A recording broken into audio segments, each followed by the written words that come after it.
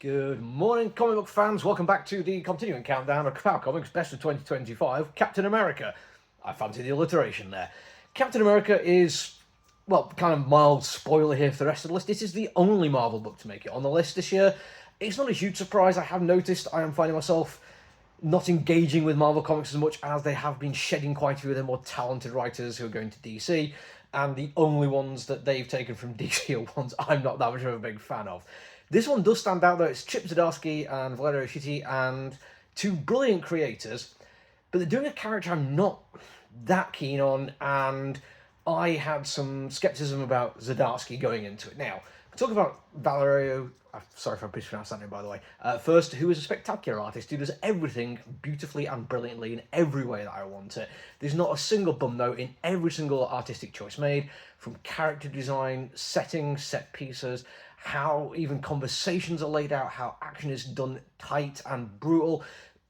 Literally just fantastic looking. To say it still feels like it's within what most people think of as a Marvel in-house style, it's done so perfectly that even I won't complain about it, and I usually will complain about that. But as I say, it is the Zdarsky of it all which made me a little bit nervous, and the fact that it's made it onto my best of the year list probably makes you think, well, he must have done something right, and he has. He's done a lot right. But I am going to talk about the nervousness first because it's going to set other things up. And it comes from his Daredevil run, a run which I thoroughly enjoyed. I was getting all when single issues came out, and I would recommend it to a lot of people, even though it does some stuff which is a little bit not quite where I want it to be. Probably the most notable bit is in the middle of the story where he's talking about the evils of capitalism and the powers of the oligarchy and how that basically means that homelessness and poverty are part of the capitalist system. Capitalism cannot exist without a poor class. The threat of homelessness, the threat of prison, the prison industrial complex, the military industrial complex are all parts of a big machine.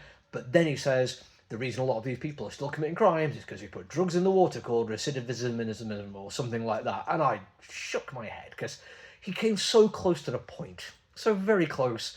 And I don't know why he didn't nail it. If I was a very, very generous man, I'd say Marvel Comics probably could have said something to him, but in the end, it did just feel like a little bit of a letdown on what could have been a fantastic story.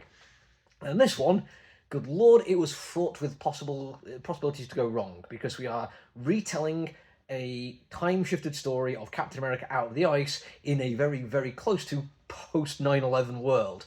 And a young man who grew up with the ideals of Captain America, of the red, white, and blue, of the first Avenger, of the guy who fought Hitler. And when he sees this great evil being carried out, he chooses to join the army. He wants to fight back against what he can only see as the worst evil in his lifetime. This is a beautiful start for a story. It's the kind of thing which, if I trusted a writer implicitly, I would say would be fantastic, because it gives the opportunity to tell a war story and try to be anti-war. A very difficult needle to thread. I thoroughly enjoy quite a few war stories, and I enjoy them for what they are. I'm not going to lie. Some of it is spectacular, bombastic, and so much fun to see people in terrible situations working together. I really enjoy anti-war stuff, but it's very rare you can handle both at the same time. And for Zdarsky to take a shot at that, again, fraught with peril, especially around the 9/11 thing, especially at Marvel Comics. For people who might not remember, who are not aware, it is genuinely worrying how Marvel handled 9/11. Yes, having Spidey turn up and help first responders, brilliant, no argument there. But having Victor Von Doom being like, damn, these are really bad. I mean, I'm a bad guy, but even I wouldn't do that. I mean, come on. But Zdarsky made the right choice of having Victor Von Doom as the bad guy for this. At a time, post 9/11, when we are dealing with dictators in different countries and how the United States responds to them. And thankfully, after reading the first issue, which I wasn't down for, I wasn't subscribed to, I was reading my friend's copy. Thank you very much for letting me read it. I know you totally agreed to that ahead of time. Thank you very much. But the first issue really impressed me. It set the precedent for what could be a fantastic story, and turns out to be. Now, all the stuff I've talked about so far, this all gets paid off brilliantly. There is war and anti-war in here in equal measure, and they are all handled spectacularly, but it is the writing of the characters which really elevates it.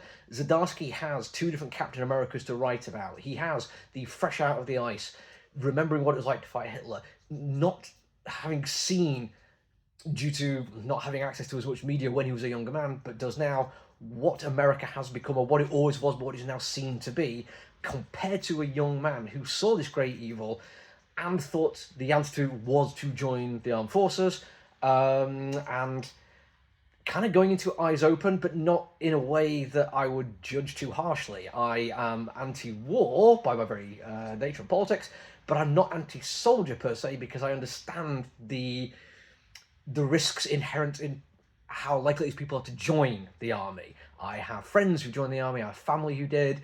One particular night, a friend of a friend who was a squaddy, who'd spent 2 hours being asked a whole bunch of questions by his friends and friends of friends about what it was like and all the cool things he did while deployed in the Afghanistan area. And I caught him after the fact, and he was almost in tears because he didn't know me. He felt like he could talk to me about this, and just struggled with the idea that he was seen as a bit of a hero to his friends. He didn't tell me all the stuff or that much of what happened, but he clearly was traumatized by it. But he joined for similar kind of reasons, so I do sympathize. And Zdarsky writes both Captain Americas perfectly, to my mind. He also does a really good Von Doom, and he does a lot of background characters fantastically. The detail is beautiful in how they are realized. We get to see the rise and fall of their motivations, their morals. Honestly, a superb comic book, and stands head and shoulders above mostly the Marvel stuff that started this year. Yes, there's all the Ultimate stuff, which is great, but this is noteworthy in how it puts its head and shoulders above everything else. The only other thing I'd say as good as it would be the Ultimates, for very similar reasons. That's it from me for now, though. Until I see you all again, look after you, everyone. Stay safe. Bye.